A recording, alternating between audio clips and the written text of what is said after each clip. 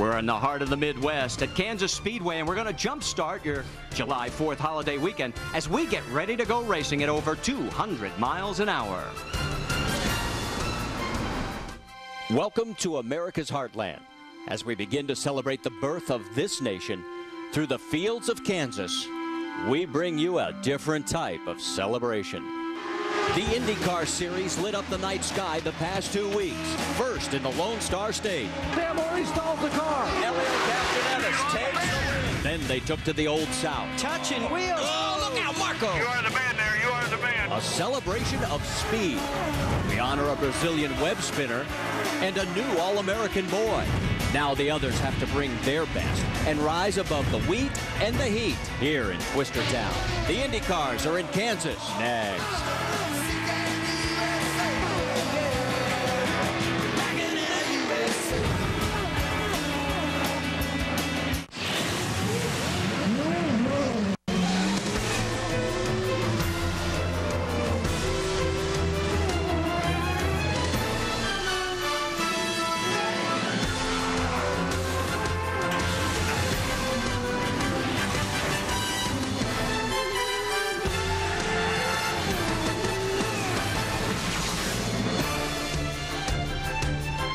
We're live at Kansas Speedway. It's the beginning of the second half of the 2006 INDYCAR Series campaign. It's the Kansas Lottery 300, and temperatures are going to be soaring into the mid-90s as we welcome you to Firestone Race Day. We'll get you caught up on all the latest news as we get ready for another great race here in 2006. Hello again, everybody. Glad you spent some of your July 4th holiday weekend with us. Rusty Wallace, want to bring you in first because you've been here with the Nextel Cup cars. You've now seen the IndyCars, and again, speed rules. Marty, I tell you, these cars are almost 35 miles per hour faster than the stock cars, but this morning's practice this morning, it was like 75 degrees. I expect the temperatures to get up to about 95 to 100 degrees today. Now look, guys, this thing's been a photo finish 3 years in a row now, it seems like. I don't expect anything to be any different, even though it's going to be hotter. The usual suspects are at the top of the qualifying order. It's Team Penske and Chip Ganassi Racing, but Scott Goodyear, we also saw some different faces near the front. A couple surprises in fifth spot. Kotsuki Masuro, who's number 55. Watch for him. In sixth, Vitor Meira, who has finished second 6 times in this series, has not won yet. Watching for him. Buddy Lazier in seventh. A great run for that team. But 19-year-old Marco Andretti, the young American rookie, I watch for him because he's always aggressive at these racetracks. Well, it's time for us now to go trackside to get those 4 most famous words in motorsports. And to do the honor, it is the Honorable Governor of the state of Kansas, Kathleen Sebelius. We turn it over to her right now. Ladies and gentlemen, drivers all, start your engines.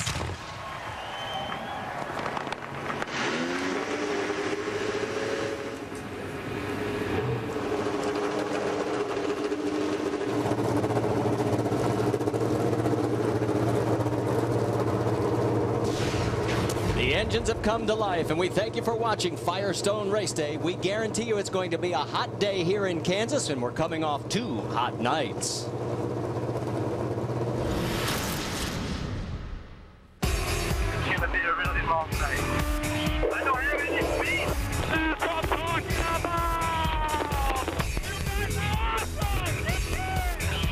The front has no grip whatsoever. This thing does not want to turn in. It broke the cable or something, and we are done. Another tough break for Dan Weldon, and he's in pit lane. You are the man there. You are the man. Back here at Kansas, 1 lap to green, and across the top of your screen, we'll show you our starting grid. Let's get a final update from pit lane, our Triple J Ranch. Jack, Jerry, and Jamie. Jackaroo, you're up first. Well, Marty, we won our independence by beating all the odds. The team behind me hopes to beat the odds today and take Vitor Meira and Team Panther for the first time into victory lane. Doc, he's been second and third in the last couple of races here. Jack, you can sum up the last 4 races from Dan Weldon, our rating series champion, by using 2 words: domination and disappointment. He has dominated by leading the most laps in 3 of those events, but late race misfortunes and miscue have produced disappointing finishes. Today's goal, 2 words: dominate and deliver the win. Jamie? Well, what a difference a year makes for Danica Patrick. 1 year ago, she captured her first pole, and today she starts 12th. She's struggling with the new chassis, coming off her worst finish of 15th in Richmond. We'll see if she can find that magic today. Marty? In the morning practice, the first 18 cars were within a half a second of each other. What will it be like? We saw two abreast during that practice as they come out of turn 4. We get ready as the Kansas Indy 300 is green.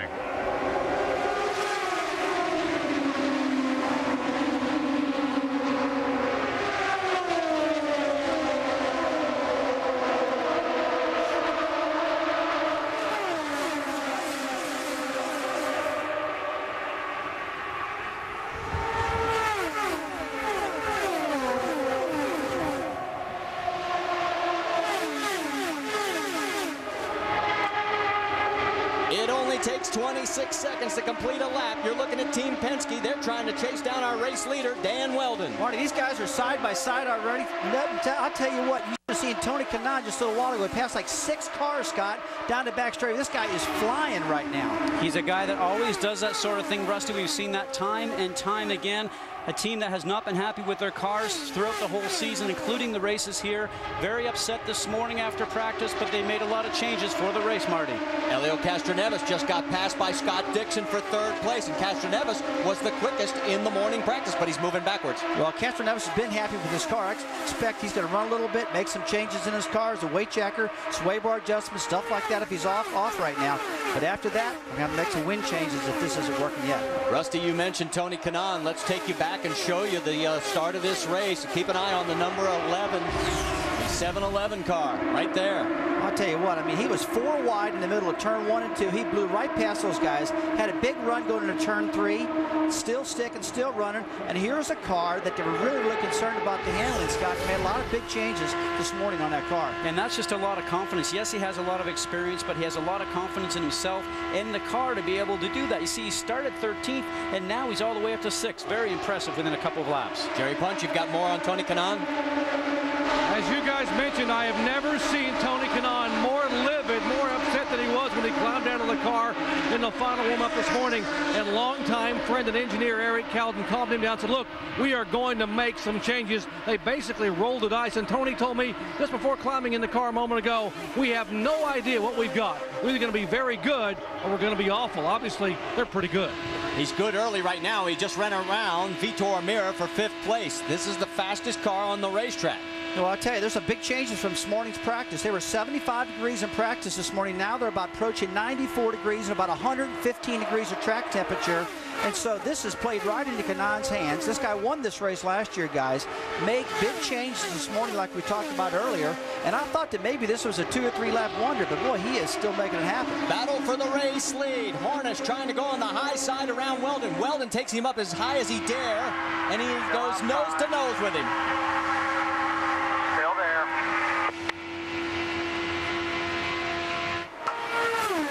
Into 3, and they're still side by side. I'll tell you, this is a great racetrack for side-by-side racing. They got a huge crowd here today. If you're just noticing, people are still following. This place is unreal. This reminds me of Homestead, Florida, guys, where this Target Chip Ganassi team and the Penske team ran side-by-side that last couple laps in a photo finish. A real neat deal there. Amazing when you watch Weldon there fighting the car just a little bit. Did not seem like it was very good when he started to run behind Hornish. Remember, we talked about the turbulent air coming off the car in front. I asked Sam Hornish this morning after drivers meeting with warm-up. He said, you know something, the car was so good it sort of made me worry just a little bit how great it felt.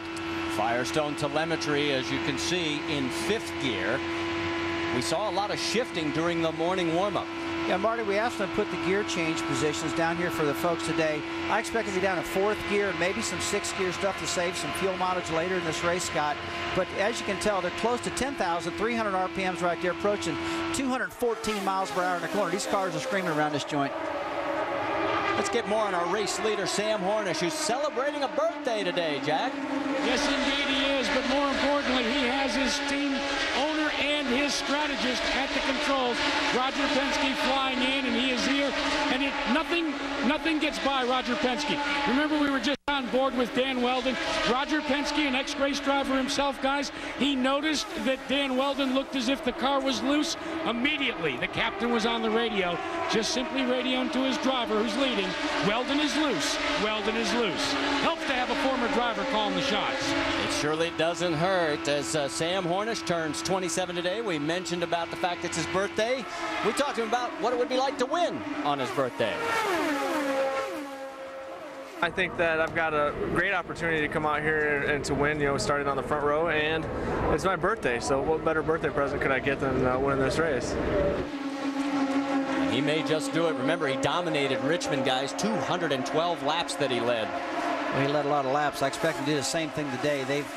You know, Hornish wasn't real happy with his car in practice. He told me earlier that, hey, you know, we really got slow getting going.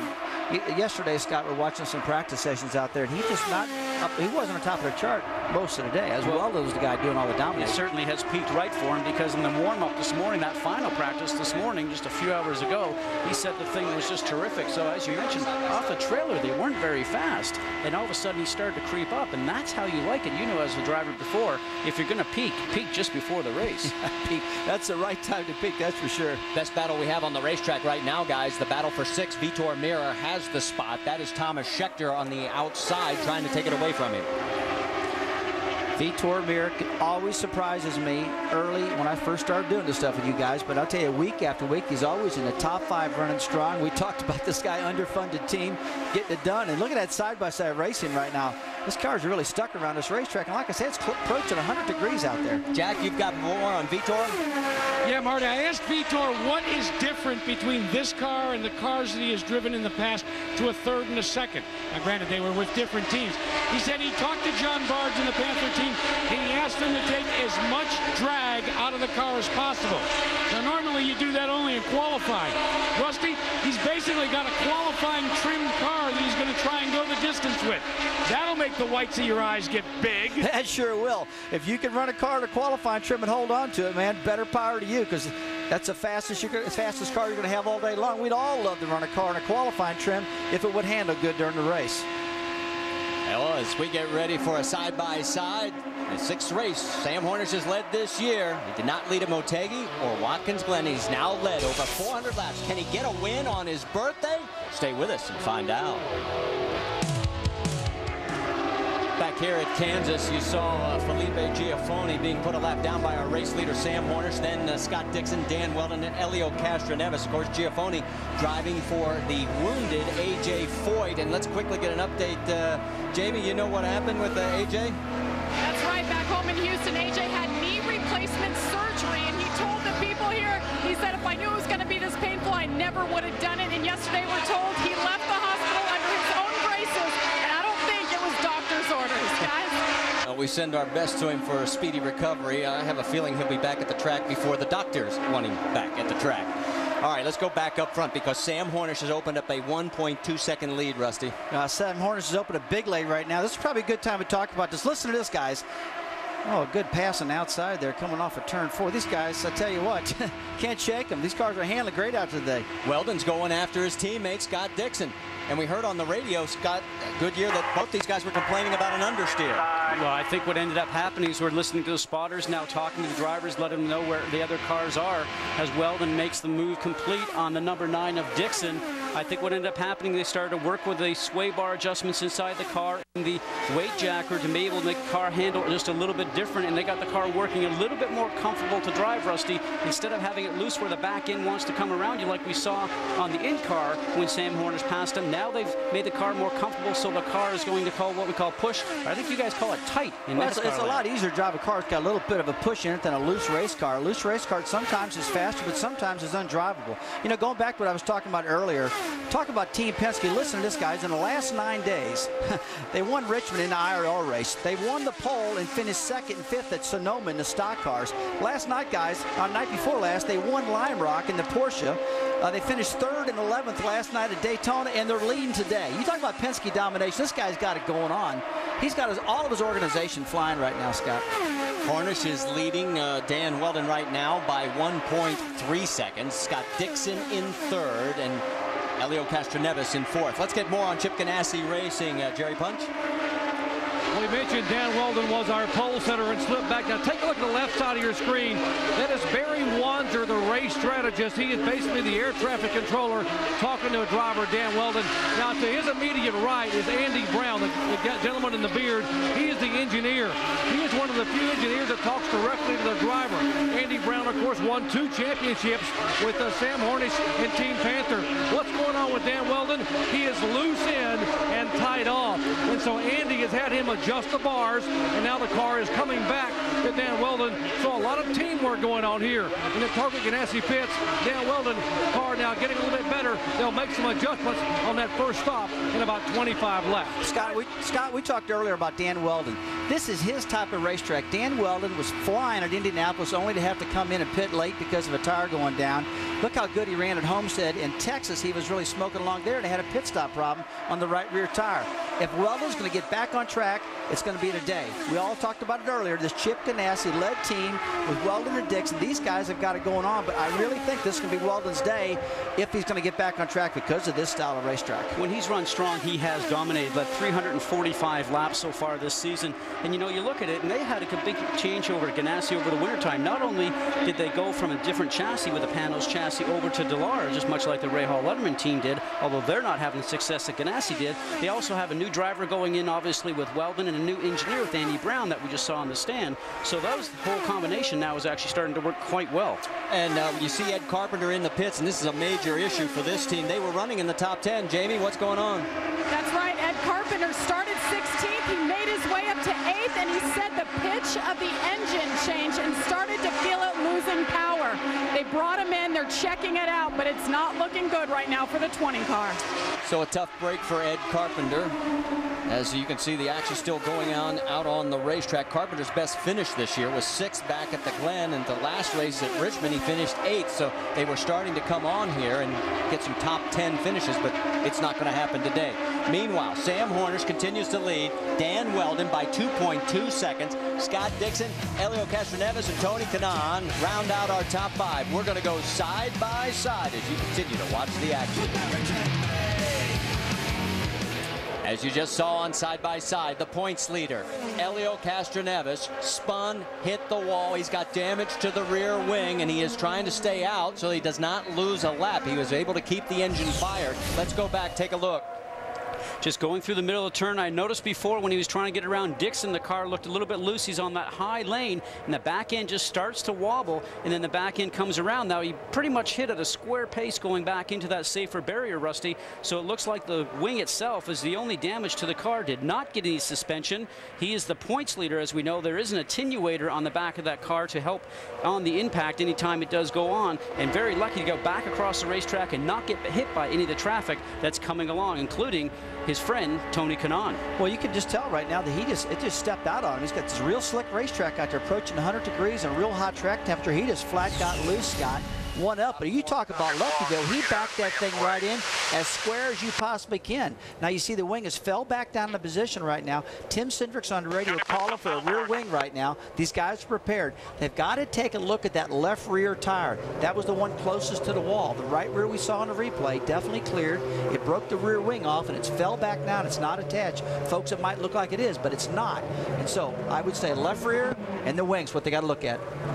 All right, let's set this for you, because remember, Elio is the points leader, and the top 4 in the points championship chase are only 35 markers apart from 1st through 4th. So by the end of this day, literally any one of those 4 could leave with the points lead. So this pit stop, and if they can keep Elio on the lead lap, is critical in the championship hunt. Remember what they did at Richmond when he actually had a right rear tire going down because he drove over something on the track and ended up getting a puncture? Smart, because there were only a few laps left in the race to turn around and leave him out on the track, so he actually got a few more positions instead of coming and changing the tire going back out. Tim Cindric, you know, very smart move, ended up collecting more points towards the championship, kept them in the lead when they left from Richmond. Well, he did the same thing just now, Scott. He told him, said, stay on the racetrack, stay in the racetrack. Let's not go a lap down. Here comes the cars for pits. Here come the pit stops. Let's send it to Dr. Jerry Punch. 60 miles an hour down pit road. First pit stop of the afternoon, guys. They will head down pit road, and you'll watch both the Ganassi cars pitting middle and bottom. Dan Weldon, major front wing change coming because the car is pushing. Scott Dixon will have a minimal air pressure change as we check in down in the Sam Hornish pits with Jack Arute. Jack? Well, should be a nominal stop with us. Minor wing adjustment on Sam Hornish Jr. They've gone to the front wings, made that adjustment, and they are off and away. Meanwhile, Helio Castroneves is getting his rear wing inspected to try to determine whether to replace it. They've elected not to. Guys? Well, they decided to send him out. You can see that wing plate on the left side of the car is damaged, and maybe they'll just bring him back in if they think they need to do it. They're trying to keep him on that lead lap. Jack? You are absolutely right, Marty. This is one of the things that we've seen Team Penske do so many times before. Take advantage of the caution, make a quick survey of all the damage that's on the car. They intend to bring Helio Castroneves back into pit road, and what they will basically do is change the entire wing assembly. All of a sudden, it's all set, ready, along with the rear attenuator to be attached with 2, 4, 8 different little attachment bolts. It should take about 20 seconds. Try to get that done at your local car dealership. Won't happen, guarantee it. After the pit stop, Scott Dixon is now your race leader as there is Helio coming in. There's the race off pit lane. We'll be back with more after this word from our ABC stations. From all the sailors aboard the USS Milius, we want to wish you and your families a happy and safe 4th of July weekend.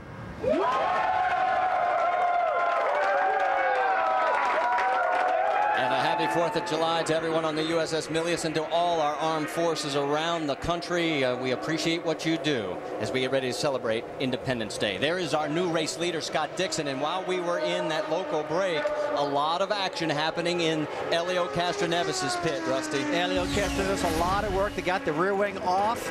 They went to put the other one back on.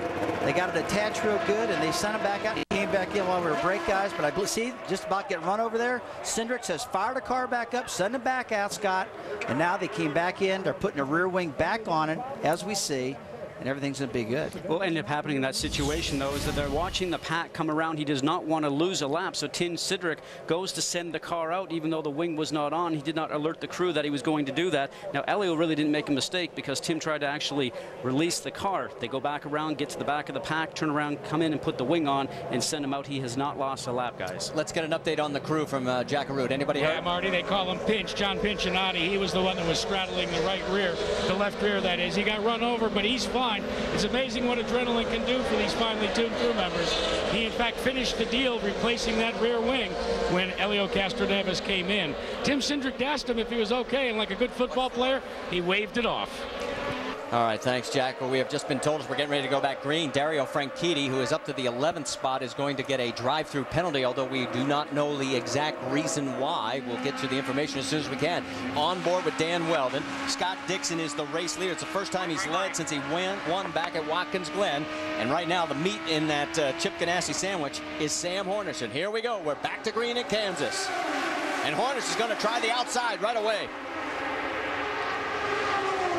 Well, very fitting because the Team Penske guys have led 94% of the laps so far this year coming into this event. He certainly wants to lead. Your car is happier when you're out front leading, Rusty, when you don't have to drive behind another car getting that disturbed air. Oh, when you got that clean air out front, I mean, that's everything in the world, Scott. Now, Hornish clears him. Like he's got him clear now. He's took the lead back again.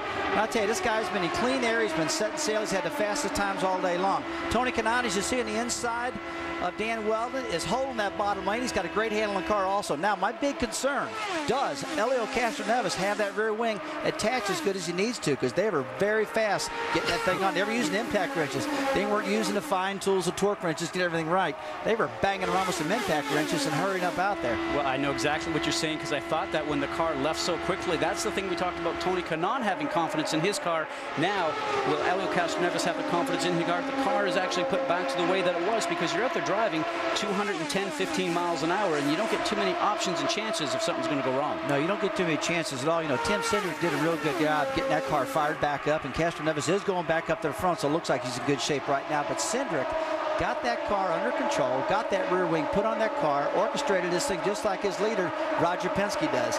when disaster happens, Cindric's always doing a good job getting these guys organized, it looks like. Take a look. This is how the points would shuffle if everything ended right now on this day. Hornish would move one up. Castroneves would move one down. But Elio's on the move. He's already picked up 2 spots in the last lap. He's up to 12. Next victim is Scott Sharp. Now, Marty, let me ask you a question. If you spun out and backed into the wall, wouldn't you go out there and be a little easy getting that baby up to speed? I would. I think that's what he's doing right now. Take a look at the battle right now between the teammates. Scott Dixon down on the low side. Dan Weldon on the high.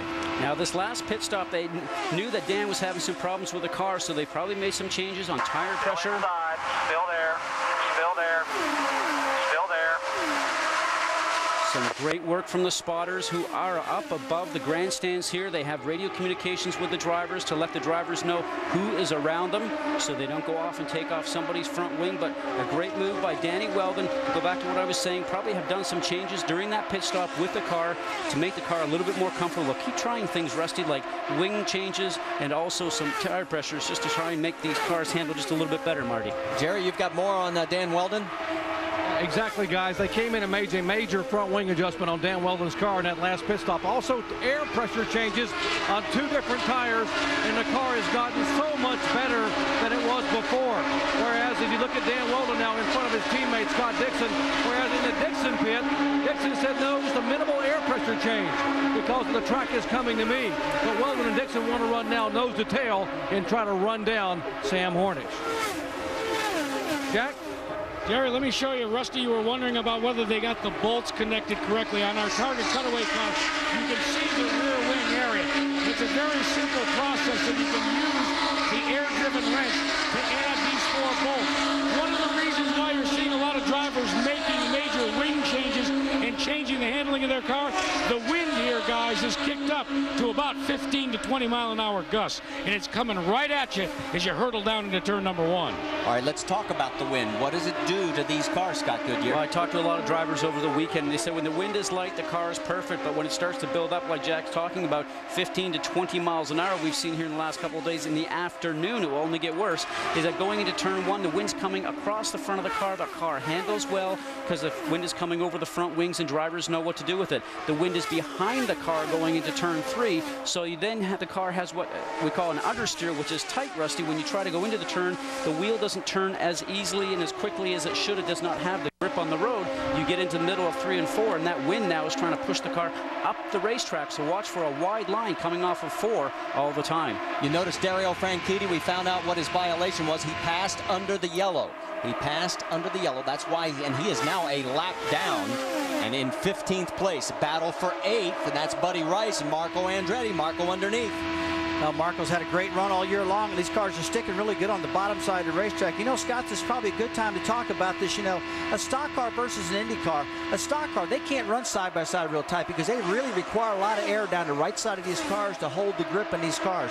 Unlike an Indy car where the airflow goes over top of the car, they don't need any side force like a stock car does. So they can run bumper to bumper, side to side, and it doesn't seem to affect the cars because all the air is going over top, pushing straight down. Now, the stock cars, as you go in the corner and you try to break away, you want to break away in a stock car to get good downforce. You see them all the time go in too tight, lay against each other. The guy on the inside spins out because of that downforce. That's one thing I do like about these Indy cars. They can run really, really close and not affect each other. Well, you saw Elio Castroneves right now in 11th place. We're going to take you back to the pit process that got him in this mess and when they came in, and just listen to what happened on the radio.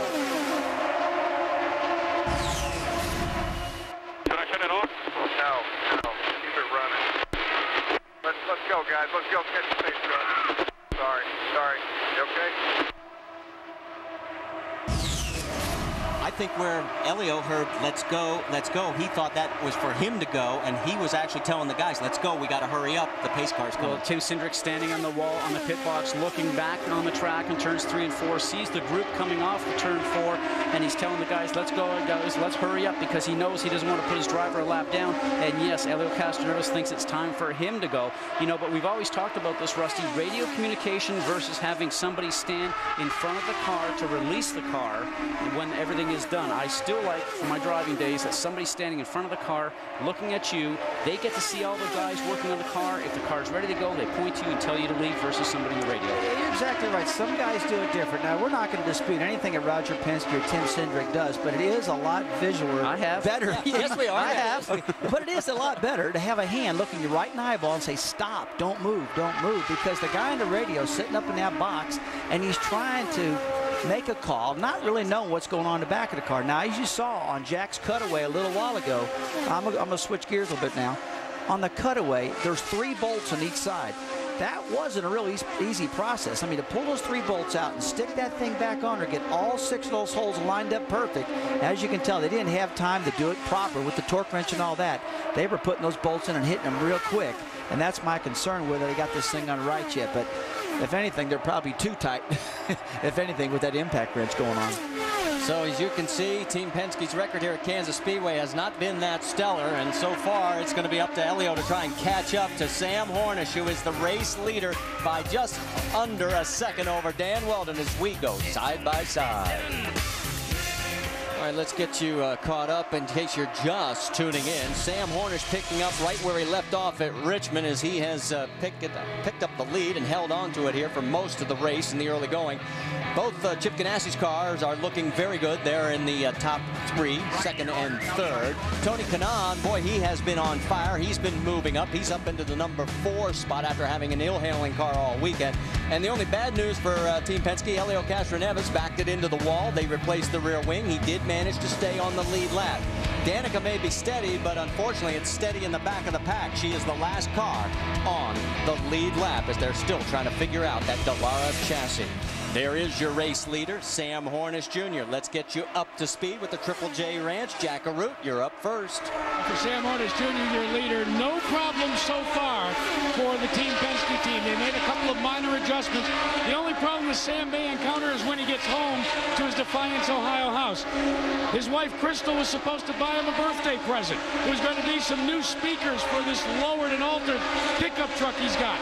There was only one problem. When Crystal went to take the pickup truck to be serviced, Sam had taken it to the mechanic to have it further lowered. Doc?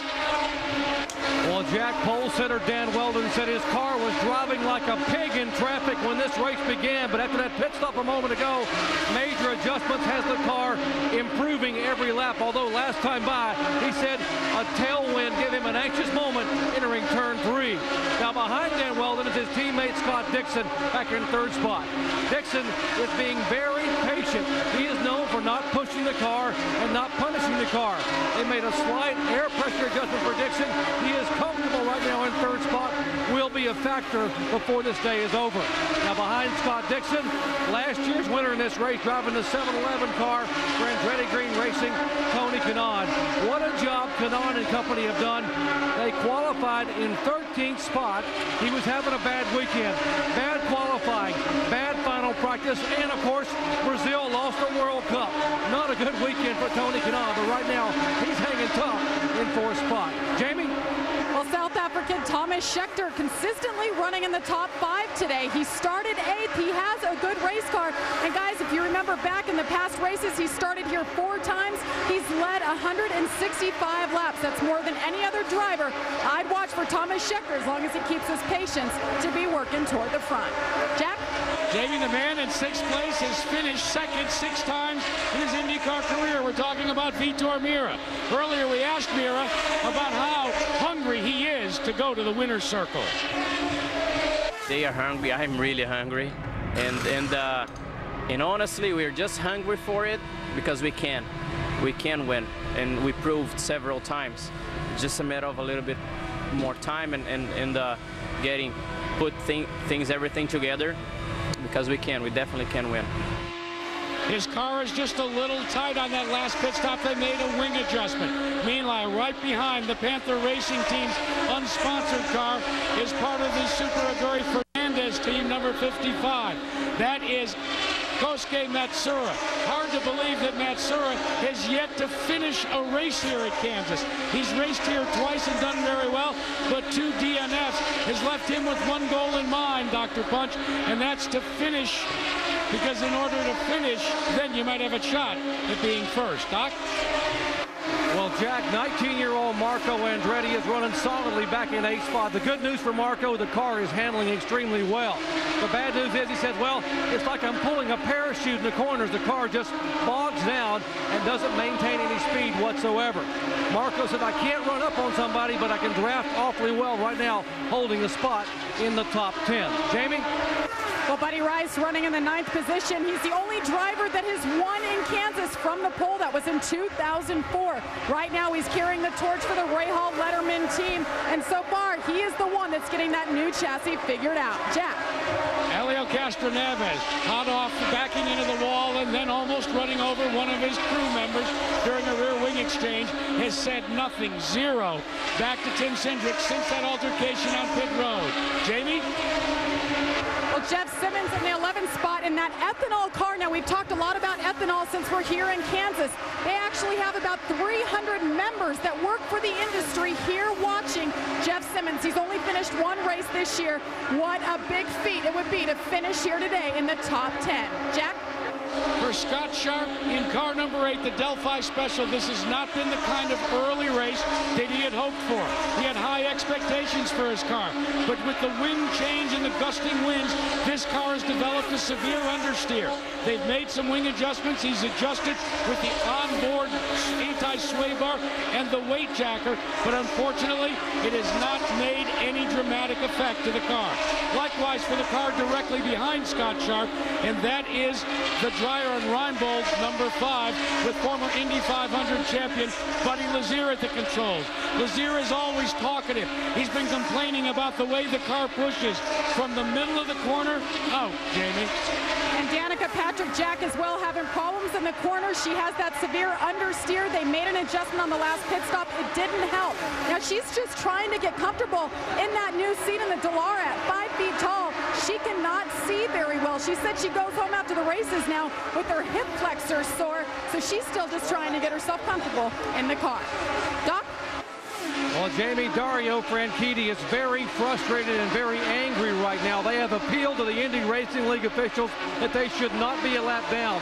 When the yellow came out, he was at the end of the line that came down pit road, and he said some of the cars simply would not close up, and that allowed Sam Hornish to come back by him, and thus the lost lap. They have made an appeal, and they say it's a judgment call for the league officials. He is being shown now 1 lap down in a disappointed 15th place. Guys? And you also saw Danica Patrick going 1 lap down, so that means we have 13 cars on the lead lap. There is the leader up in front of Danica, and that is Sam Hornish. He leads Dan Weldon by 1.2 seconds. We're going to go side by side as he goes past Ed Carpenter. Carpenter spent a lot of time in the pits. He's back in 18th spot. Back here at Kansas Speedway, where we have gone yellow, and it is for debris out on the racetrack, and it wipes out a 1.3 second lead by Sam Hornish over Dan Weldon, and it also saved a couple of cars from going a full lap down, namely Scott Sharp and Jeff Simmons, as we have 12 cars right now on the lead lap. Buddy Lazier and Danica Patrick unfortunately got lapped before this yellow came out, and we're waiting to see if they're going to open the pit lane this time by, as Sam will lead them in. It's been 51 laps since most of these cars have been to the pits. Of course, Helio Castroneves the only one different than that, because he came in a couple extra times when he cracked that rear wing. Pits are still closed. You know, you were making an interesting observation right before we went to yellow, that Weldon is keeping pace with Sam Hornish, Rusty. No, Sam Hornish is flat flying out there today, but Dan Weldon is definitely, he hasn't lost Weldon at all. Sometimes Weldon is faster than Hornish, and sometimes they're breaking even. For the most part, Hornish has got still a little bit on him, but Weldon is really holding tough. He's running the real high line right there. He's got that right rear tire right at the top of the groove, right at the black where the gray meets. He's doing a great job out there, and he hasn't conceded to Hornish at all, Scott. And we got a moment here. Let's give Sam Hornish Jr. a tip of the hat, because he's up for 2 ESPYs for Best Driver, along with Dan Weldon. And also, we should give a tip to Melanie Troxel over on the NHRA side. Dan right there. And also, Dan, or I should say, Sam's up for Best Championship Performance. Now, you get to vote at home. All you dial up is ESPYs.tv. And the ESPYs air Sunday, July 16th at 9 p.m. on ESPN. So as they say in Chicago politics many years ago, vote early, vote often. All right, here they come to pit lane. Let's send it first. Let's go to Dr. Jerry Punch. All right, guys, coming at you. Dan Weldon wants a slight air pressure adjustment. Scott Dixon wants a front wing change. We'll watch those guys come down. They're pitting. It'll be Weldon, then Dixon. Remember, last time, Dixon's crew had a great pit stop, less than 8.5 seconds. How about you, Jackaroo, and Sam Hornish? Well, when you're leading the race, Doc, you don't want any changes. They've got a problem with the left rear because of a couple of seconds. But Sam Hornish is off and away, and he leads the 2 target cars to the line. So everybody gets in, although it looks like Elio Castroneves is still getting a little more service, maybe a little attention to that rear wing. Jack, you've got more? Yeah, they were told by the officials from the IndyCar Series that they had to check the cabling that keeps the rear wing attached if there's a major crash. They wanted to have that inspected and make sure that that was properly attached. They've determined that it is, but they took the extra time during this caution to ensure that. That's a safety measure, not for the driver, but for the fans in the stands. And that'll just move him to the back of the lead lap, which will put him in about 12th position. So as Elio gets back into the rotation, we'll take a break, and we'll be back after this word from our local ABC stations.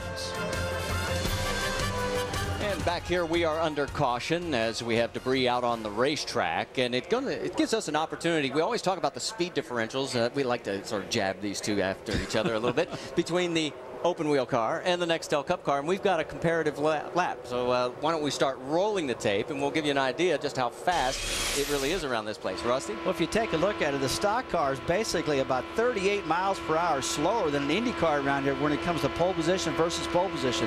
And Marty, at that rate, an Indy car will lap a stock car every 5 laps. Now, Scott, that's pretty doggone quick. Now, this is a lap with the 20 car of the NASCAR Series. Obviously, Tony Stewart, the 26 of Marco Andretti, the 19-year-old rookie, who's done a great job in this series so far. But look how the 26 car in the lower part of your screen is already coming up to the start-finish line. How much quicker that is than the 20 car, Rusty. Boy, I'd be finished this race and on my way home by the time you'd still be finishing your run. Well, if you're looking for examples, that was a pretty good example about how fast these things really are.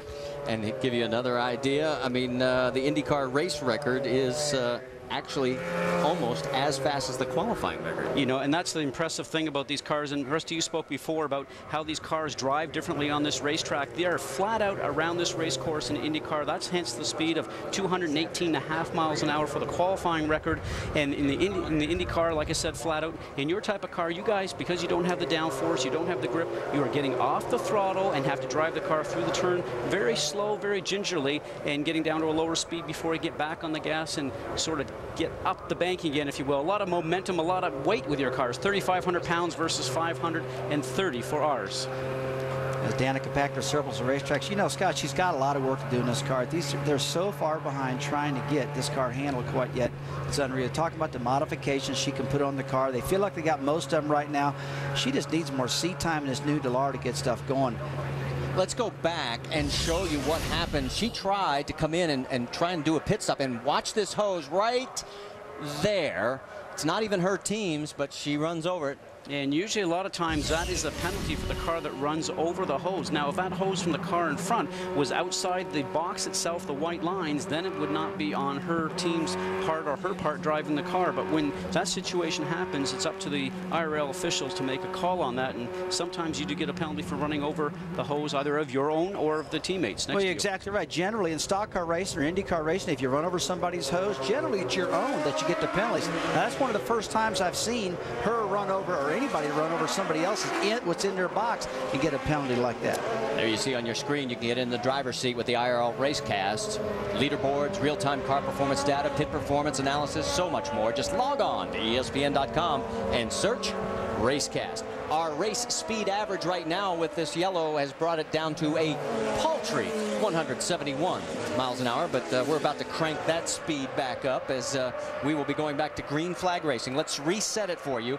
Across the top of the screen, there you can see it. Sam Hornish Jr. leading Dan Weldon, Dixon, Kanaan, Mira. That is your top 5 as we come through turn number 4. Green flag. You heard the call. We're back green at Kansas.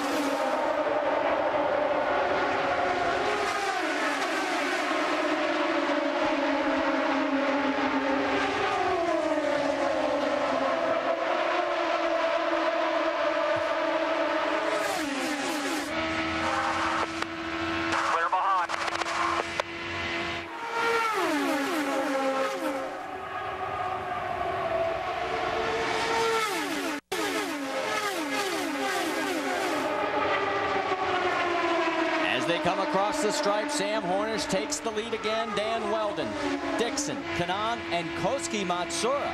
He moves up into 5th.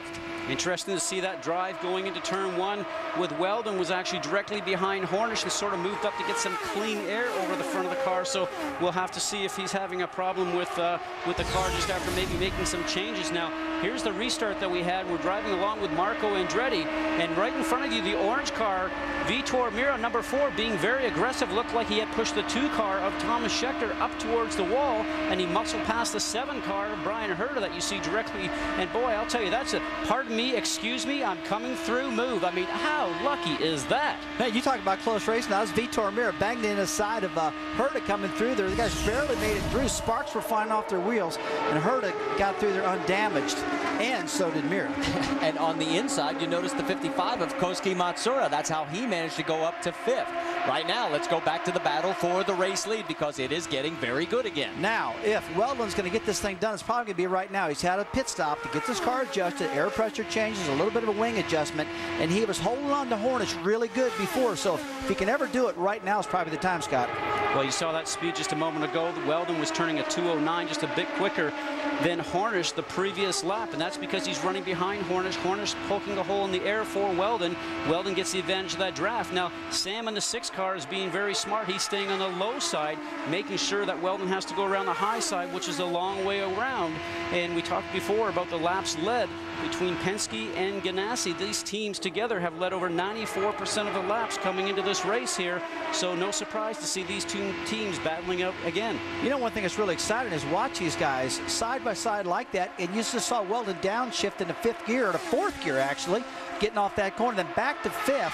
You know, Weldon, Scott, one thing I'm concerned about, or I don't understand, is how Weldon gets a big run on the outside. And you would think he's got so much momentum on the outside of that track he'd get past Hornish. But Hornish is actually pulling him off the corner on the bottom side of the track. Well, and that's why Hornish is staying on low side. Here we go again with a 10 of the target car of Weldon. He gets that draft going down the front stretch. Remember, Sam in the 6 car is poking a hole in the air for him, and then Weldon's trying to go around the outside. Now look at the throttle on the Firestone telemetry. 100% throttle, 10,300 RPM is the maximum on the engine in 6th gear, so that car is going as fast as it's going to go. Let's get more on Chip Ganassi Racing. Jerry Punch. Guys, as you watch Dan Weldon now trying to get by Sam Hornish, the orders have come down for Scott Dixon, Weldon's teammate, on the right side of your screen now, coming around now, the 9 car to try to close in. There's Dixon, try to close in, even use overtake if you have to, close in behind Dan Weldon and try to push your teammate by Sam Hornish. See if we, maybe 2 Ganassi cars can tag team and maybe overcome 1 Penske car up front.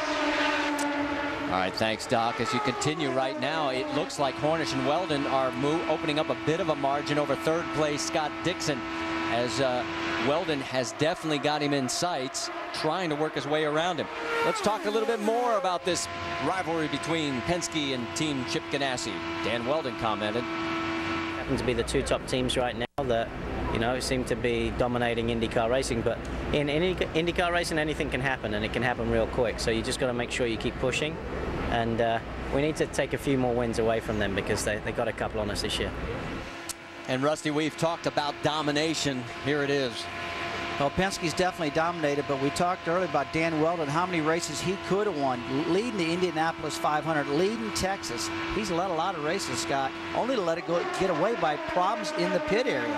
And you know, leading races like that, you can be the inspiration to a lot of young drivers, including my own son Michael, who's now just starting to get into go-karts, had to have a red go-kart that looked exactly like Dan Weldon's in with the number 10 on it, guys. So the drivers today are certainly having inspiration on a lot of young up-and-coming drivers. Moving back just a little bit further in the field, that was on board with Vitor Mira. He is tracking down Koski Matsuura, and in front of them, that is Tony Kanaan. So that's 4th, 5th, and 6th. Good battle. It is a good battle. Hey, new news.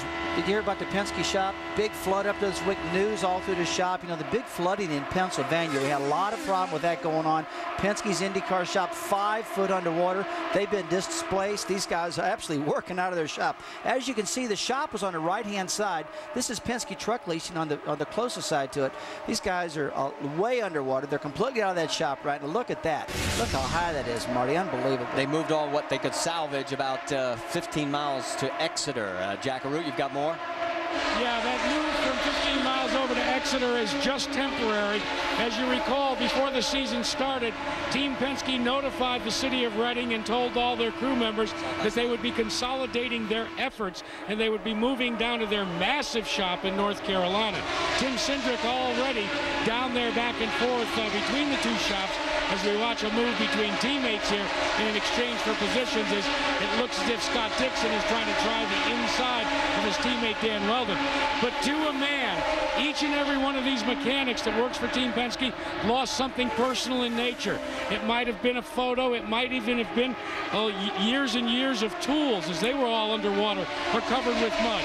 But the one good thing that Roger Penske says, as you look to the left of your screen, he didn't want to leave Reading that way. You know, it's ironic, Jack, when you mention all that. The reason that Penske is there in the first place is that they had a flood back in 1972, and then Penske went in there and bought a lot of property and actually helped revive the area and put the shop there, and now it's actually a flood that's probably going to force them out into the new shop just a little bit sooner. We had talked a little while ago about that special equipment that each one of these mechanics had. Those are the things that were lost in that big flood over there, Scott. Special pieces of equipment that they handmade, all their diamond dynamometers that they used in the past with the Toyota engines and the Cosworths and all that type of stuff. They lost those dynos.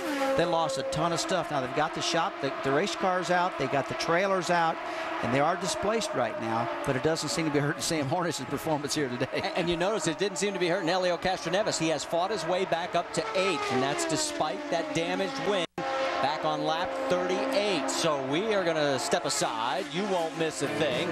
Can Sam Hornish continue 2 races in a row on his birthday to take home a win? Stay with us and find out. We've got it teed up at over 208 miles an hour. You're looking at the battle for 4th, 5th, and 6th. That's Tony Kanaan in front of Kosuke Matsuura and Vitor Meira. These guys have been running nose to tail like this. Nobody can shake anybody. Tony Kanaan has got a great line right on the bottom of the racetrack, and Kosuke Matsuura, they just said in the radio a little while ago, says, you know, Tony's not going to give it up easy, Kosuke. Don't give him a break. Stay on the throttle. Now, we're up here watching Dixon, Weldon, and Hornish. And Scott, a little while ago, we talked about Dr. Punch was reporting that they told Dixon, if you need to, go ahead and hit overtake. Sometimes the overtake button for the drivers to use right on the steering wheel is if you're running a lean mixture on the fuel. For instance, you're running back, say, 5% on the fuel so you can help save some fuel to stay out the track just a little bit longer. You can push a button on the steering wheel that allows you to put the fuel back to 100%, spark to 100%. You have the opportunity to run full out for maybe about 30 seconds or so. It's all set up by the team. So as we're seeing Vitor Meira right now trying some different lines, trying to fill the mirrors of Kosuke Matsuura, the 55 car, directly straight ahead of him. All right, as this battle continues, nothing has changed up front. Let's get more on Tony Kanaan from Jerry Punch. Guys, Tony Kanaan is battling the heat, the wind, the track, and his race car. He said a moment ago, I feel like an octopus in here. I've got arms flailing everywhere. I'm adjusting the weight jacker, the sway bars, turning the steering wheel, cueing the radio button. He said, I am a very busy puppy in this cockpit trying to hold off Kosuke Matsuura and Vitor Meira. What a job Kanaan has done from 13th right now, holding on to 4th spot. Jack? And Doc, while the team continues to coach their driver, Kosuke Matsuura says his car is very, very good. They took a lot of the push out by making changes during that sequence of pit stops, and now he is just trying to find the safe way around. But directly behind him is Vitor Meira, the little one-car operation that continues to try and find its way to victory lane. Unsponsored as it is, driving in what could be termed qualifying trim today, Vitor Meira is riding with a special medal around his neck, one that was given to him by his girlfriend a year ago. He takes that medal and the race car to the inside of Matsuura. They are side by side. Will he be able to accomplish the pass as they come down into the corner? He has the advantage. We'll have to wait and see if he can hold on and make the change. And Jack, he'd been working on that for quite a few laps. It looks like he's got a very loose race car. Sometimes he's using up a lot of the racetrack coming through the turns, but a little bit less aero on the car, I believe, than Kosuke. So harder work for him in the turns, but now he has the opportunity to make it work going down the straightaway. But in their mirrors right now is Castroneves, the number 3. Remember, he had moved up to 7th where he currently is. He had to do that pit stop, have the IRL look at the rear wing, Marty, and that put him back to 12th. But now he's back up to 7th with the hunt looking for forward to these guys. And there you saw all 4 of them. That is 4th, 5th, 6th, and 7th. Well, Castroneves is running them down. Going back to Vitor Mira, coming off of turn 4 a little while ago, he was right on the rear bumper of Koski, and you can see he lost his air. The nose just jumped over about a half a lane. He missed a wall by a good margin, but still you could see that front end take off on him with that low downforce and that qualifying package that he's running right now. We talk about the points leader, Helio Castroneves, says it was a very risky moment for him as he thought of possibly losing that points lead, but they didn't even lose a lap when they crushed that wing a little bit earlier in the race, and now he keeps fighting back. And they talked to us before the race about how he focuses on each race and the importance in the championship chase. We focus on each race. We're not thinking about championship. Obviously, it's great to be leading the championship, but we know the other competitors working hard as well. But we need to always keep focused, keep executing our job. So Helio back in the hunt, but Team Penske, we talked about the fact that they have never won the IndyCar Series championship. Of course, the series began back in 1996. Could this be the year? Right now, their drivers are 1 and 2 in the points championship chase. And if the race ended right now, it would be Helio 22 behind Sam Hornish. Well, you know, Marty, Helio was exactly right about the championship stuff. Look, you want a fast race car. If you're winning the race and you're leading laps, you're going to get the points. You need to focus on, you know, winning that race to get all the points you can. And there is another battle for position. We're back to Mira and Tony Kanaan this time as Mira is closing on the outside. Now Mira's been working Kanaan lap after lap after lap. He got past Masura. Now he's getting past Kanaan. He's been working the top side of that racetrack, and the car's working good up there, Scott. Well, he's making him go around the high side, which the smart driver always does. These guys are running 215 miles an hour, just sort of dicing their wheels so close to each other. These guys are friends. Both of them are triathletes. They love riding bikes. They run, they swim. Fitness is such a big thing to them, and that's going to pay dividends today because the heat right now at 95 to 100 degrees, Marty, probably 130 to 135 degrees inside the cockpit where those guys are doing all their work today in the office. And guys, I just noticed another guy has pulled into this battle for 4th through 8th now because Thomas Scheckter is pulled in right behind Helio Castroneves at the back of this pack. So while this battle's going on for 4th, we've got battles closing. There they are. In fact, Scheckter has gotten around Castroneves. Oh, and that's huge. Remember, he got pushed up to the wall by that start. Now he's coming back and he's going to pay some of those guys back after making that move that put him up there on the marbles. What a great job it's done for him. Now, I want to remind everybody, you haven't missed anything up front. Hornish, Weldon, Dixon are still running 1, 2, 3. That's a lockstep formation. There they are. We'll keep you posted as all of a sudden, here we go. Now, all of a sudden, Dan Weldon says, well, I want some more TV time. Weldon just won't give him a break. Weldon is on his tail. And Hornish cannot shake him at all. All right, we're not going to miss a thing. We're going to take you side by side. We've got action all over the racetrack, and this is what we've become accustomed to at Kansas. There will be another shootout. I think we can guarantee it. Back here with a great crowd at Kansas Speedway. That is Sam Hornish putting Brian Herta 3 laps down. That's right, Herta's having a very rough day. He is leading by a half a second over Dan Weldon. Let's get you up to speed if you have not been with us. Hornish has been dominating this race just like he did last time out at Richmond under the lights, but Scott Dixon and Dan Weldon from Chip Ganassi's team are right behind him in the chase.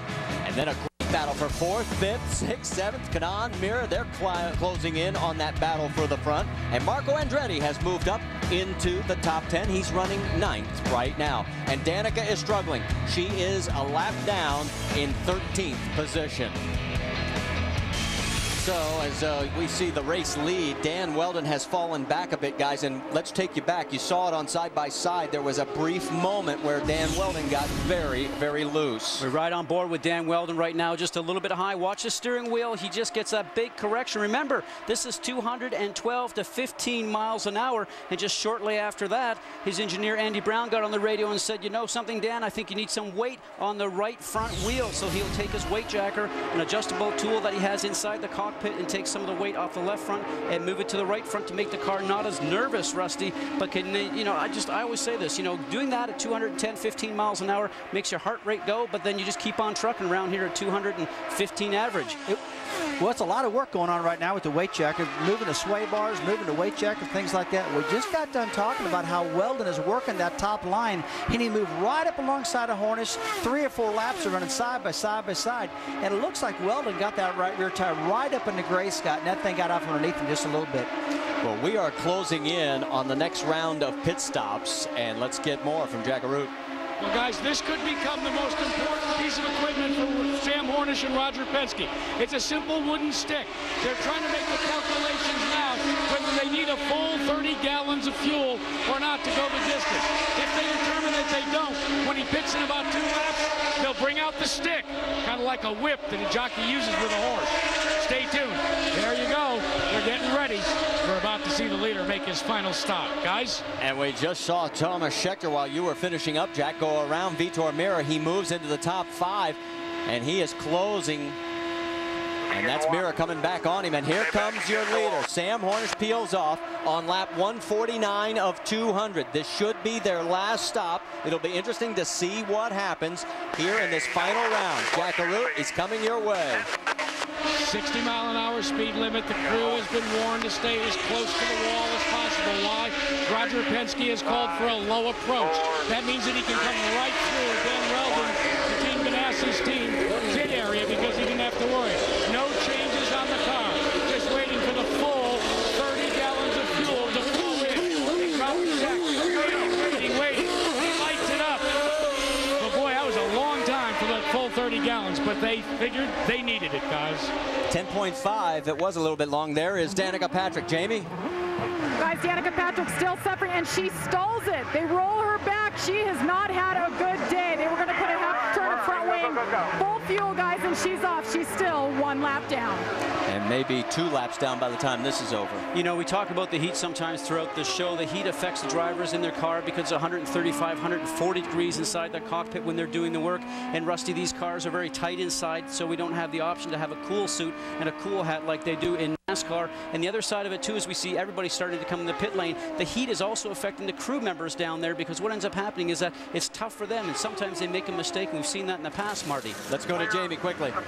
Thomas Scheckter worked his way all the way from 10th back up to 5th. They were going to make a small front wing adjustment. You see it there, 4 tires, full fuel, guys. They're hoping they can make it to the end. This is where your pit crew can make or break you. Whoever gets out first could pick up a spot or 2.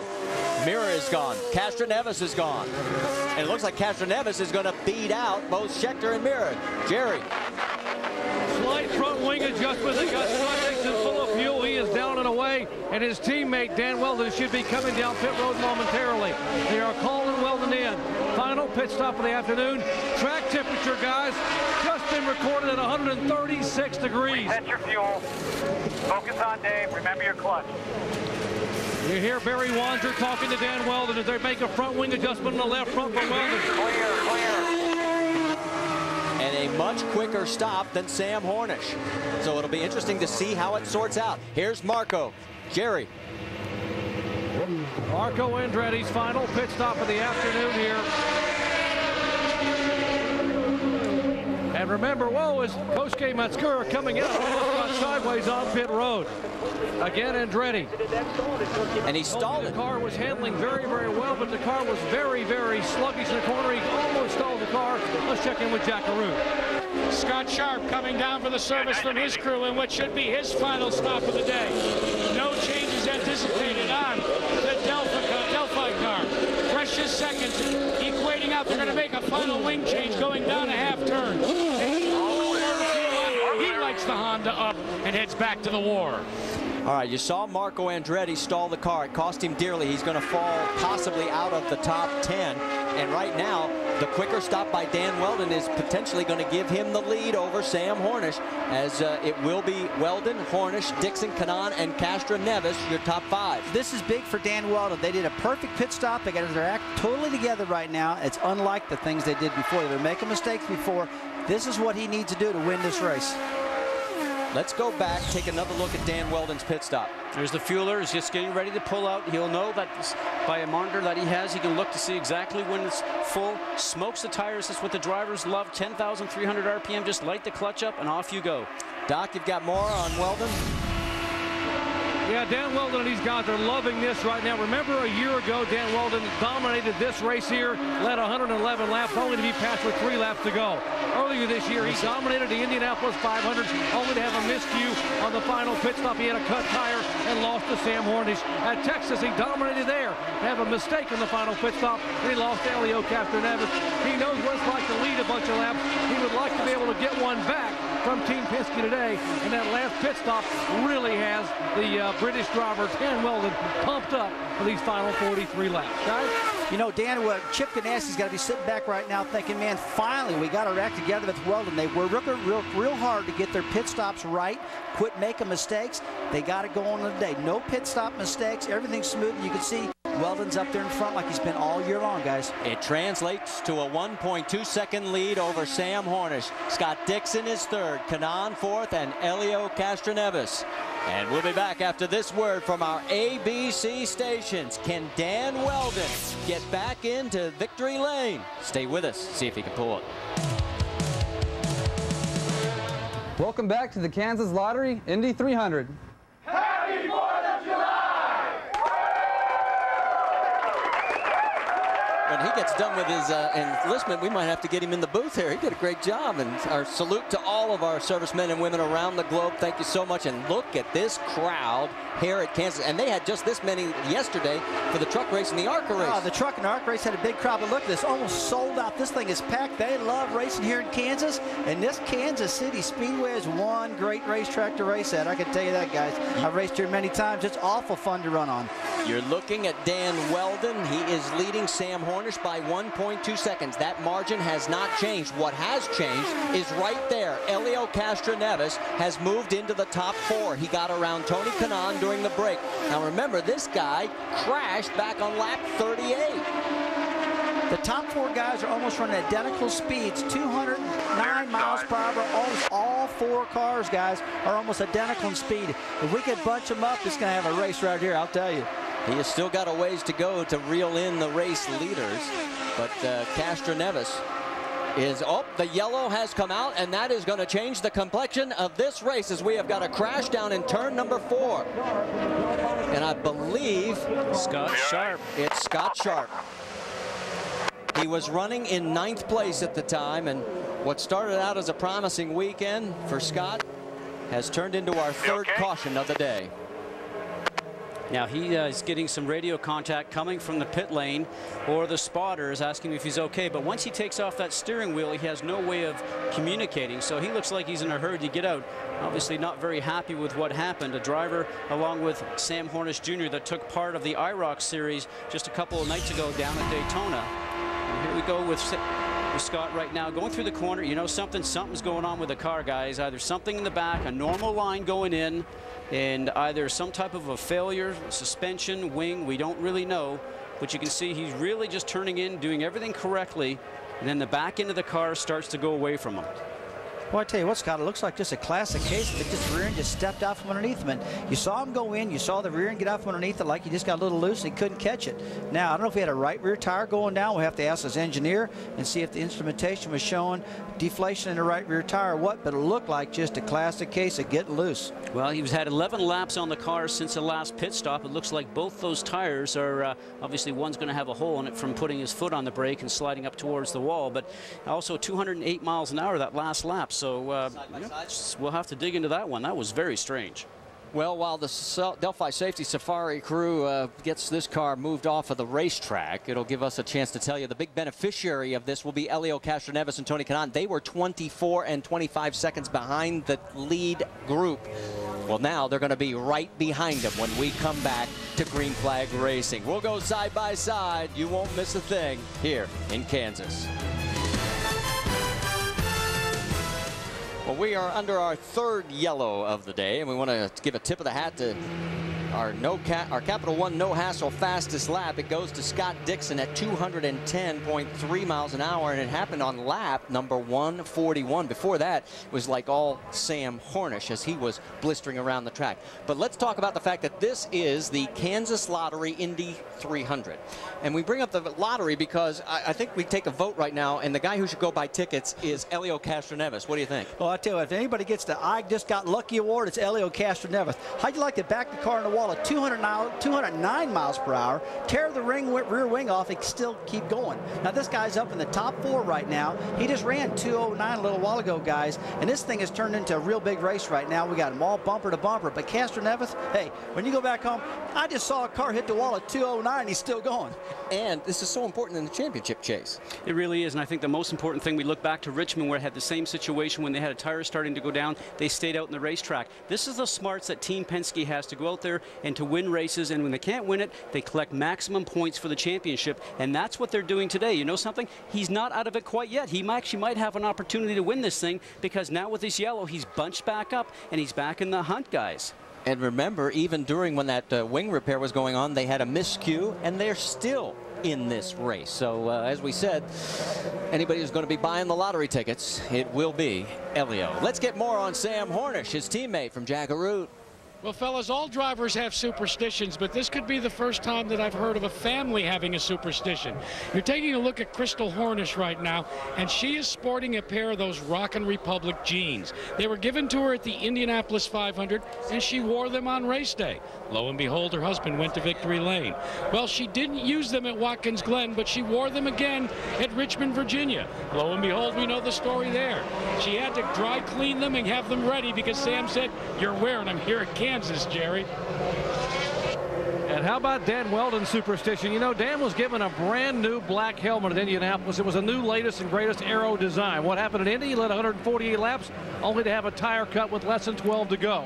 He wore that same brand new black helmet at Texas, where he led 171 laps, only to have a problem with a wheel nut in the final pit stop. Guess what today? Guys, that black helmet is gone. Dan is back with the old helmet. And by the way, last week at Richmond, he said, "I am not going to shave until I win another race." 7 days worth of growth today. It could be a very brustly Victory Lane if Dan Weldon can pull it off. Jamie? Well, Doc, I'm here with Scott Sharp. Now, the reason why the caution came out, and unfortunately, Scott, last week it came off your best finish of the season in 5th. Now, take us through what just happened. We're going to show the replay right here. Yeah, I just went into 3, and all of a sudden, something in the left rear broke, collapsed. The left rear went down and just started coming around. I thought I could maybe save it, so I sort of fought it down on the apron, and then finally just went.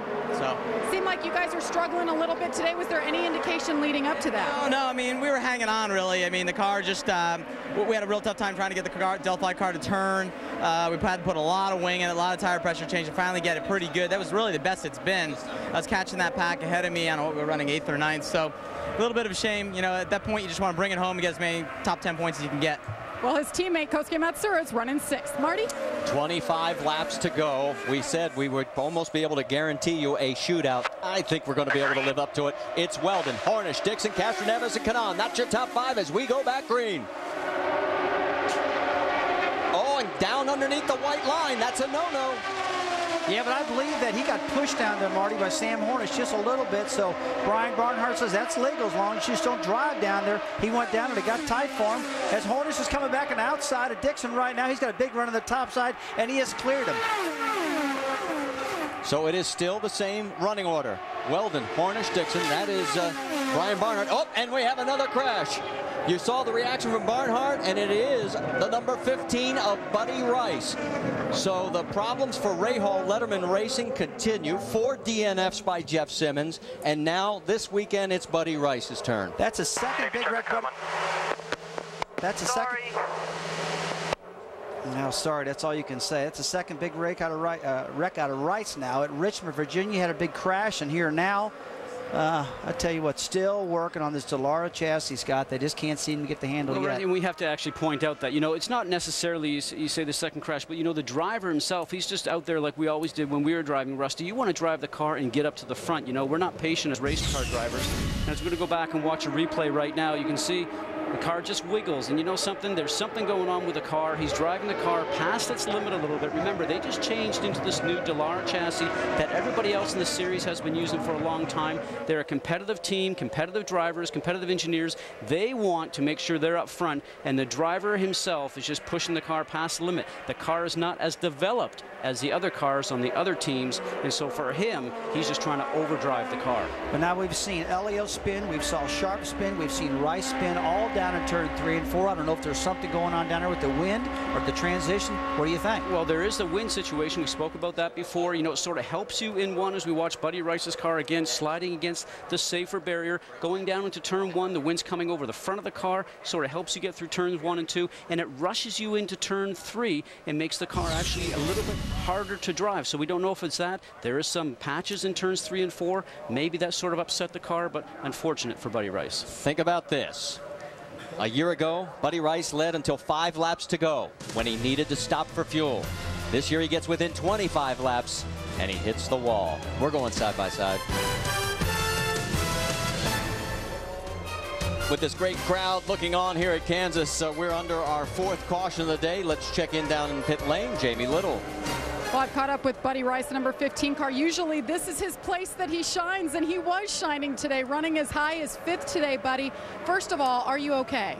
Yeah, it's just disappointing for Argent and Rahal Letterman. You know, tore up enough stuff this year, and we didn't need that. And, you know, we're running back there, and as soon as the cars start moving around and the way everything is and the place being as hot and slick, as soon as they made a move, it made the car step out, and it just got away. Buddy, with this new chassis change, you guys are essentially testing and racing your equipment at the same time. Do you think that had any effect of what happened? No, I mean, we qualified 9th. We were running, you know, from 6th to 9th all day, and it's just disappointing, that's all. 4th DNF for Buddy Rice, but good news, he's okay. Dr. Punch? Well, Jamie, the normally sedate Scott Dixon very upset in the car a moment ago on the restart. I'm here with Mike Hall, and Mike, your driver is fired up about what happened on the restart. What did he have to say, and what do you do about it? Well, I think we just try to keep our driver focused on what we've got to be doing here today.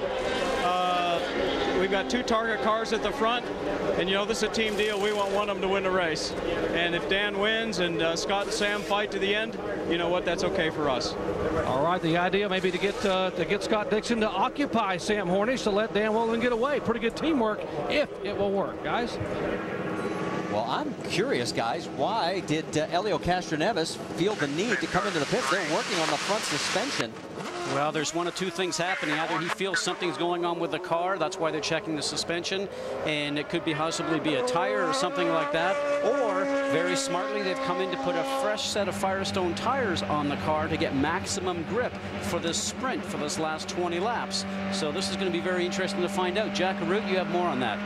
Well, when you're running in the back, you remember in NASCAR what you would do sometimes, take on new tires? Well, when you're Tim Cindric, you decide, let's put some more downforce in the car. Let's try and make the car drive like a Cadillac for the last few laps. Tim Cindric said, maybe then we can just cruise for points. If we can't win, at least maybe we can stay on top in the point standings. Well, more downforce, that's why the pit stop. Underbody wickers they put on the car. That's what it looked like. He was on the leading edge of the tub down there. And the underbody wickers to give your car more downforce and more grip. But that's going to hurt drag, though, isn't it, Scott? Well, it will give him a little bit more drag, but maybe the car's sliding around anyways with the heat, guys. Green flag, starter, green flag. You heard it. We're back to green. 17 to go this time by. Tony Kanaan with a big run on the top side of the racetrack off of turn 4. Just pulls that car into 4th place right now. Boy, he had some momentum going right there. Watch Weldon smartly just moves Hornish up the racetrack a little bit, but Hornish is still able to go through. Remember, Hornish is not one here, Marty. He wants this one real bad. Hornish, and immediately opens up like about 4 or 5 car lengths. And meanwhile, look at the 4 cars battling it out for 3rd. Marco Andretti's in this mix. That's Scott Dixon. They say bye-bye. His teammate, Tony Kanaan's in front. That's Vitor Meira in the orange car underneath Dixon right now. What has happened to Dixon's car? He's going the wrong direction. Well, man, this is not what needed to happen with Chip Ganassi Racing right now. Weldon needed a good restart. Didn't get it good enough. Got blown off by Sam Hornish. And now Scott Dixon's fell to the back. He's had Tony Kanaan, Marco Andretti, and Vitor Meira pass him. So, not a good restart. Wrong time to have a problem like this. On board with Tony Kanaan, he's in 3rd. He's about 1.5 seconds behind Weldon. That's Marco in 4th. Watch the steering wheel as you ride along. Sometimes you can see the flitching of the wheel. That means the car's not maybe necessarily the smoothest for the driver, but young 19-year-old Marco Andretti is now looking forward and setting his sights on Tony Kanaan. You can see him just up ahead. He wants to try and get past him, although he's actually 1 lap down from where those guys are running, but you always want to pass the car that's in front.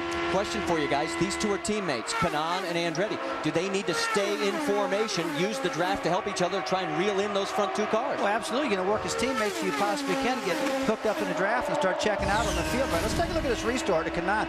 Look at the momentum he had going on the top side of this track, guys. He had that thing wound up, and boy, it looked like he had 600 more horsepower in the hood just then, Scott. Remember, you anticipate the green flag, and you hear over your radio, it's green, green, green. Now, the initial start, you cannot pass a car until the start line, but on restarts, you can pass anytime the green is out, no matter where you are in the field. There's the margin behind the leader, as they are trying to reel in that 2 pair up front, Hornish and Weldon. Let's get more on what happened to Scott Dixon, Jerry Punch. Well, the good news is the car is fine right now. May have had a bit of a slip on the restart. Mike Hall, the managing director, you heard from a moment ago, telling his driver, focus, focus, focus, 12 laps to go. You got a good race car. We can get that spot back. So now Scott Dixon back to driving his heart out here these final 12 laps to be able to get maybe a top 2 or 3 finish. Yeah, but the statistics say the focus isn't helping it. He needs more horsepower. He was 3 miles an hour slower. Yeah, it's car, whether it's drag or whatever it is. But I'll tell you, let's go back up front here for a little bit right now. Dan Weldon is running Sam Hornish back down. This thing isn't over, guys. We didn't, Weldon didn't need Hornish to get in front of him because the clean air is everything in the world, but Weldon is pulled right back up within a car length behind him right now. Back on board with Dan Weldon. He's trying to get closer and closer to the race leader, Sam Hornish. In my mind, there's no doubt that Weldon probably has less downforce on his car. Maybe he's not as much angle in the wings and maybe not as much grip coming from his race car.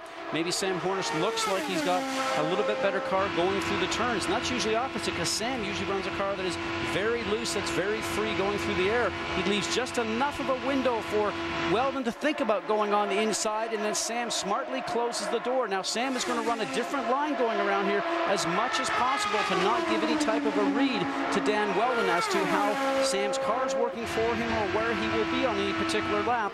But you can do it within a very fine line, guys. You can't move the car around doing any blocking.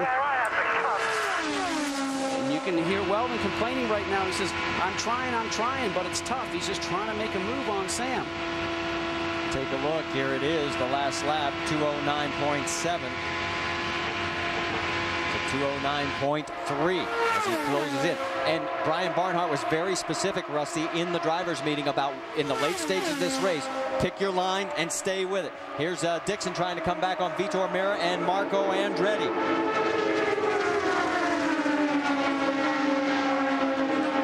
You can throw a cover over those 4 cars. They've been like that all day long. They can't shake each other. And Koski must let's give a little loving for him, man. He's been running good all day long. Good solid run for him right now. All those in 8th. A good solid performance throughout the day for Koski. Right now, what you're looking at there is Tony Kanaan. He is 3rd. Meira, Marco Andretti in that mix as well. On board with Meira again. Trying to go underneath Marco Andretti. Remember, Meira is in 4th and Andretti's in 9th, 1 lap down. So Andretti needs to keep his nose clean and not really affect the race that's going on around him right there. You think he should maybe just get out of the way? That's not going to happen. Sorry, buddy. I think it would be nice for those other guys to remember what goes around comes around and maybe sort of get away with that because he really was affecting Meira's ride right there. Let's get more from Jack Arute. Well, Scott Goodyear, that's exactly correct. In fact, it was good work by the spotter for Vitor Meira that delivered that very message to the spotter for car 26, the 19-year-old named Andretti. Meira was on a roll and needed to get by Andretti to try and set his sights on his teammate as he does right now. Meanwhile, there's a battle for the lead. Let's go topside. They're going wheel to wheel. Here we go again. Does this remind you of, say, Miami and Homestead? It was Castro Nevis and Weldon there. It's Weldon and Dixon now. Well, who said they can't run side by side at Kansas Speedway? Look at this race going on. This is Jack exactly what Weldon needs. He's not giving up on this thing at all. Still there. Oh, and they are so close. Boy, there's going to be donuts on race cars here. You can hear the spotters talking them all the way around. So close. I mean, guys, you're talking about an inch or 2 inches. We just watched them go down into turn 1, and they were touching going into turn 1. So, man, I'll tell you, if they hook wheels, we're in big trouble right now. But no one's going to take their foot off the gas. I can guarantee you it's 100% throttle going around here right now, all the way around. Side by side in the closing laps. Okay. The closest margin ever here at Kansas, 5/1000th of a second back in 2004. And it is Rice, or Weldon, trying to track down Sam Hornish. It was Buddy Rice who won that 2004 race. Here we go. This time by, the white flag is out. Hornish. Marty, he's got one shot going down 3 and 4. He's going to have to choose his line and watch very smartly as Hornish pushes him high and now tries to take the air away from him. Going into turn 3, Hornish hugs the white line down low. Will he pick up his 17th career win, or will Weldon get his 11th? Coming for the stripe. Here comes the checkered flag. Sam Hornish goes back to back and does it again. And Hornish will take over the points lead. And, yep, Chris is going to have to keep wearing those jeans. The first win here for Sam Hornish. Sam Hornish, Rusty Wallace, ABC. You got us, buddy? Yes, sir, David 6. Sam Hornish, Rusty Wallace, you got us. Oh, no. Well, obviously we can't get to Sam. We're running out of time. We wanted to talk to him there as you'll see us in 2 weeks. Saturday, July 15th, the IRL Series heads to Nashville for the Firestone Indy 200 on ABC. ABC Sports is online at ESPN.com. Search ABC Sports. Coming up next, it's the PGA Buick Championship from the TPC River Highlands. Congratulations to Sam Hornish for a live interview. Go to ESPN News. We'll have it for you there, and we'll see you in 2 weeks. So long, everybody.